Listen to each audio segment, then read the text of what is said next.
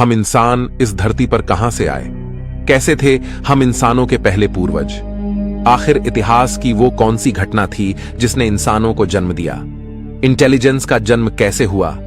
किसने नग्न घुमक्कड़ इंसानों को कपड़े पहनना सिखाया, बोलना सिखाया? कैसे अंतरिक्ष ने धरती पर लाइफ का बीज बोया? दोस्तों, आज से 3.5 अरब साल पहले पृथ्वी पर एक ही प्रकार की लाइफ थी, यानी सिंगल सेल लाइफ। लेकिन अरबों सालों के थपेड़े खाते हुए आज करोड़ों स्पीसीज धरती पर मौजूद है। हम इंसान 37 खरब से भी ज्यादा बैक्टीरियाज की कॉलोनी है।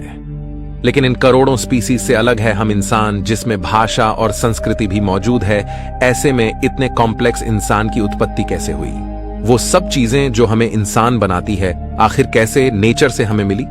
कैसे अरबों साल के विकास क्रम ने जीवन को एक नई दिशा दी? चलिए जानते हैं आज के इस एपिसोड में। हमारी पृथ्वी पर 3.5 अरब साल पहले रहस्यमय ढंग से लाइफ पैदा हुई।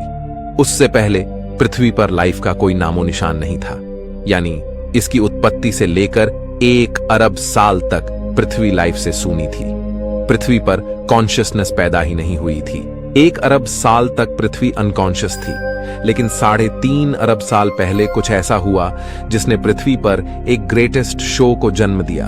उस शो का नाम है एवोल्यूशन। जब से लाइफ पैदा हुई तब से लेकर अब तक प्राकृतिक आपदाएं हमेशा से लाइफ की दुश्मन बनी रहीं, और यही कारण है कि 5 बार प्रलय ने लाइफ को खत्म करने की कोशिश की, लेकिन लाइफ हमेशा सरवाइव करती गई। न सिर्फ सरवाइव, बल्कि कॉम्प्लेक्स फॉर्म में विविध प्रकार के जानवर धरती पर पैदा होते चले गए।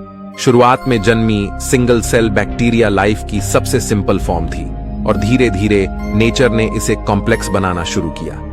अरबों सालों में लाइफ समुद्र से भूमि पर और भूमि से आसमान में कदम रखने लगी। इन अरबों सालों में इंसान का कोई नामो निशान नहीं था। आज से 65 मिलियन साल पहले डायनासोर्स जैसी प्रजाति का भी अंत हो गया था। डायनासोर्स के युग का अंत होने के बाद अब धरती पर मैमल्स का राज होना बाकी था। मैमलियंस धरती पर मौजूद सभी स्तनधारियों और इंसानों के पूर्वज थे, जो साइज में चूहे के जितने छोटे थे। लेकिन नेचुरल सिलेक्शन और एवोल्यूशन के चलते मैमल्स की भी कई अलग अलग प्रजातियां पैदा होने लगी। डायनासोर के मरने के बाद अब धरती मैमल्स के लिए खुला मैदान थी।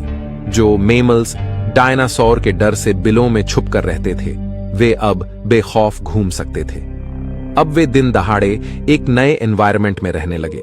अब मैमल्स ने अपनी आजादी का फायदा उठाकर अलग अलग वातावरण में रहना शुरू किया।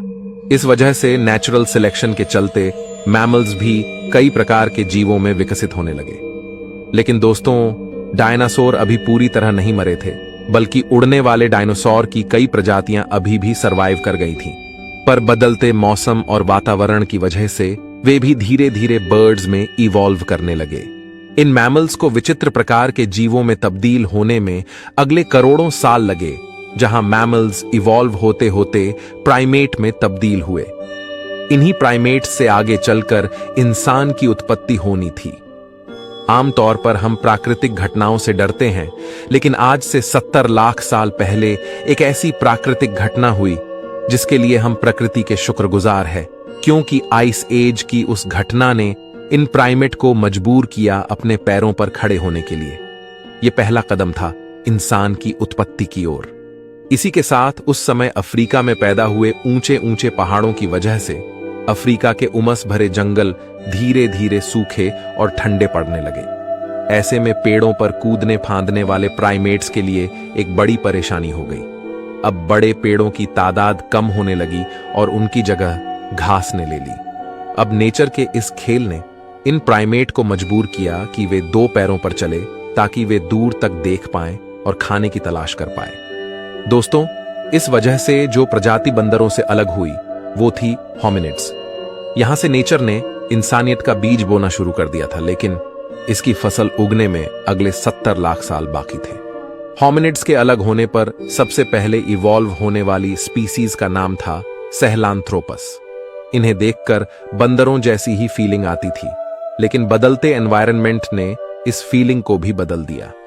अगले कई मिलियन सालों में सहेलांथ्रोपस पेड़ की शाखाओं की तरह अलग अलग ब्रांचेस में इवॉल्व हुए, जैसे आर्डिपिथेक्स, ऑस्ट्रेलोपिथेक्स, पेरांथ्रोप्स और अंत में फाइनली होमो, जो लगभग 24 लाख साल पहले उत्पन्न हुए थे। पर इन मिलियन सालों के विकास क्रम में जीवन के इस पेड़ की बाकी सभी शाखाएं टूट गई यानी एक्सटिंक्ट हो गई, और बची एक शाखा यानी होमो, यानी जिससे हम निकलने वाले थे। समय के साथ इनका दिमाग भी बड़ा हो रहा था।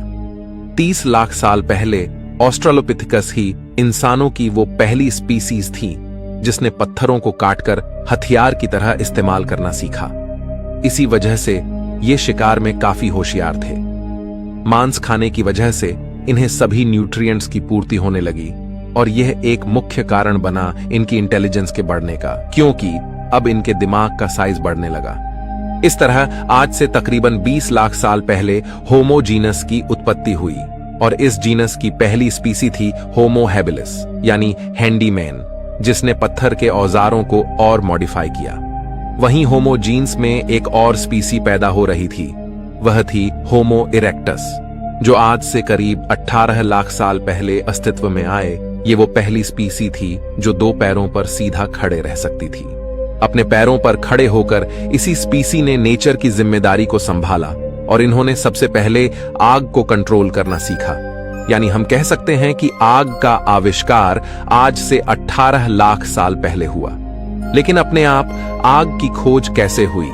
दोस्तों, वैज्ञानिकों के अनुसार यह संभव हो सकता है कि प्राकृतिक घटनाओं जैसे बिजली कड़कना या सामान्य घटनाएं जैसे चकमक पत्थर का नेचुरली आपस में टकराना, जिसे देखकर एक क्यूरियोसिटी जगे कि आखिर ये नई चीज क्या है। अब दिमाग तो इनका बढ़ ही रहा था, ऐसे में क्यूरियोसिटी भी बढ़ रही थी। होमो इरेक्टस और अन्य प्रजातियों को जानवरों का शिकार करना या उससे बचने के लिए एक नई चीज मिल गई थी, वो थी आग। जानवर जो आग से डरते हैं, और इसके प्रयोग से होमो इरेक्टस को एक एडवांटेज मिला कि वो आग का प्रयोग कर खाना भी पका सकता है और जानवरों को भगा सकता है। पके हुए मांस को खाने से उनका शरीर उसे सही से पचा सकता था। इस वजह से इनका दिमाग और अधिक विकसित होने लगा। अब यही ट्रेंड बाकी होमो स्पीसीज ने भी कॉपी कर लिया और उसे यूज लेने लगे, जिससे बाकी इंसानों की स्पीसी का भी दिमाग विकसित होने लगा। इस तरह इवोल्यूशन के चमत्कार से 3 लाख साल पहले 2 सबसे बुद्धिमान स्पीसीज पैदा होती है, यानी होमो निएंडरथलेंसिस और होमो सेपियंस। आज से 1 लाख साल पहले इस समय इंसानों की स्पीसीज ने एक बड़ा फैसला लिया। ये अब तक साउथ अफ्रीका में मौजूद थे। ये वहां से माइग्रेट कर धरती के अलग अलग इलाकों पर जाकर बसने लगे। नए इलाकों में जाने पर इनके सामने नए चैलेंजेस आए, नई क्लाइमेट कंडीशन और खुखार जानवर। अब अपने सर्वाइवल के लिए इन्होंने दिमाग लगाया और नए विकसित हथियार तैयार किए। अब इन हथियारों की वजह से ये शिकार को काट सकते थे और दूर दूर तक ले जा सकते थे। इस समय कुछ और नए चैलेंजेस सामने आते हैं, जैसे हिरन जैसे जीवों का शिकार करना, जिसके लिए एक साथ मिलकर काम करने की जरूरत थी। और इस तरह टीम वर्क में काम करने के लिए एक नए आविष्कार की जरूरत थी, वो थी भाषा। एक दूसरे से कम्युनिकेट करना, और यह भाषा की शुरुआत हुई इशारों से, अलग अलग सिग्नेचर से। यह भाषा की शुरुआत थी जिसे प्रोटो लैंग्वेज कहा जाता है। अब लैंग्वेज जैसी एक नई चीज आने से इन ह्यूमंस ने उसका खूब प्रयोग करना शुरू किया। वहीं लैंग्वेज के और कॉम्प्लेक्स बनने का कारण था ह्यूमंस के बीच इंटरेक्शन, आपस में होने वाले कॉम्प्लेक्स इंटरेक्शन और डिटेल में चीजों को एक्सप्लेन करने के लिए धीरे धीरे लैंग्वेज इवॉल्व होने लगी। अब इंसान की शरीर की ऊर्जा दिमाग पर अधिक खर्च होने लगी, जिससे इवोल्यूशन दिमाग का हुआ। लैंग्वेज की वजह से ब्रेन के कॉग्निटिव पार्ट ने ग्रो किया। दोस्तों, हो सकता है कि लैंग्वेज की वजह से चुगली करने का आविष्कार भी फीमेल्स ने उसी समय किया होगा। लेकिन दोस्तों, अब तक जो ह्यूमन स्पीसीज नग्न घूमती थीं, आखिर ऐसा क्या हुआ जिस वजह से उन्होंने कपड़े पहनना सीखा? वैज्ञानिकों के अनुसार हमारे प्राचीन इंसानी पूर्वजों के शरीर पर बाल अधिक हुआ करते थे, लेकिन धीरे धीरे उनके फर लूज होने लगे। अब क्लाइमेट चेंज होने की वजह से और माइग्रेशन के कारण ठंडे इलाकों में रहने की वजह से इंसानों ने अपने स्टोन टूल्स का प्रयोग करके, वैज्ञानिकों के अनुसार आज से 1,70,000 साल पहले इंसानों ने कपड़ों का आविष्कार किया। अब इंसानों की स्पीसीज में होमो निएंडरथैल्स और होमो सेपियंस ही बची थीं और वे आइस एज के बर्फीले युग से गुजर रही थीं। और फ्रेंड्स, इस तरह लगातार डेवलप होते होते आज से 30,000 साल पहले होमो सेपियंस और होमो निएंडरथैल्स में से एक ही स्पीसीज सरवाइव कर पाई। वो थी हम इंसान, यानी होमो सेपियंस। और वैज्ञानिक पूरी तरह से नहीं जानते कि आखिर क्यों और कैसे होमो निएंडरथैलेंसिस विलुप्त हुए।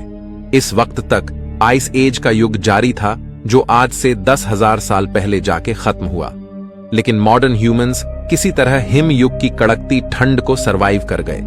पर इधर उधर घूमते रहने की वजह से अब उनके लिए खाने की समस्या होने लगी।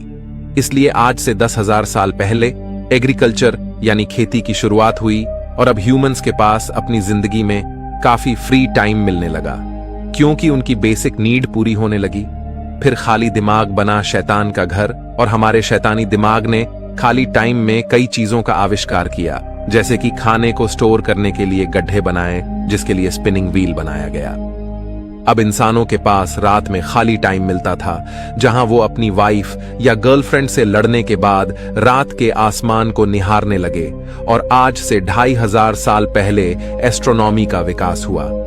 इस तरह लिखना, चित्रकारी करना, फेस्टिवल्स और फन लविंग लाइफ जीते जीते पिछले 5,000 साल में हम मॉडर्न ह्यूमंस आज इस टेक्नोलॉजी के जमाने में आ चुके हैं। लेकिन दोस्तों, इवोल्यूशन अभी रुका नहीं है, बल्कि इवोल्यूशन हमेशा चलता है। आज भी हम इंसान इवॉल्व हो रहे हैं। जैसे नाखून बढ़ते हुए हमें दिखाई नहीं देता, लेकिन लंबे समय बाद वह काफी बड़ा हो जाता है। इस तरह इवोल्यूशन की प्रक्रिया काफी धीरे होती है और आगे आने वाले मिलियन सालों में न जाने हम इंसान किस रूप में बदल जाए।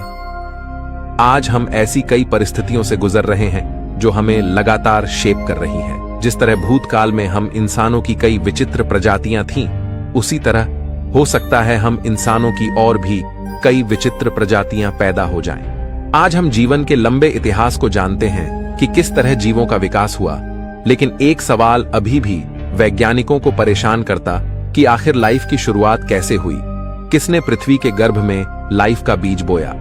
यह एक बहुत बड़ा रहस्य है। लेकिन कुछ वैज्ञानिकों के अनुसार 4 अरब साल पहले लाखों एस्टेरॉयड की वर्षा में उन्हीं एस्टेरॉयड्स के साथ एमिनो एसिड मॉलिक्यूल्स के रूप में लाइफ भी अपने सूक्ष्म रूप में पृथ्वी पर आई। लेकिन अगर यह सच है तो यह सवाल उठता है कि हमारी जैसे ही लाइफ किसी अन्य ग्रह पर भी इन्हीं एमिनो एसिड मॉलिक्यूल्स से क्यों नहीं आ सकती। आखिर आज पृथ्वी पर ही इंसान क्यों है? अन्य ग्रहों पर हमें कोई लाइफ क्यों नहीं मिली? इस बारे में आप क्या सोचते हैं? कमेंट में हमें जरूर बताइए। मैं मिलता हूं आपसे किसी अगले वीडियो में। तब तक के लिए ब्रह्मांड में घूमते रहिए।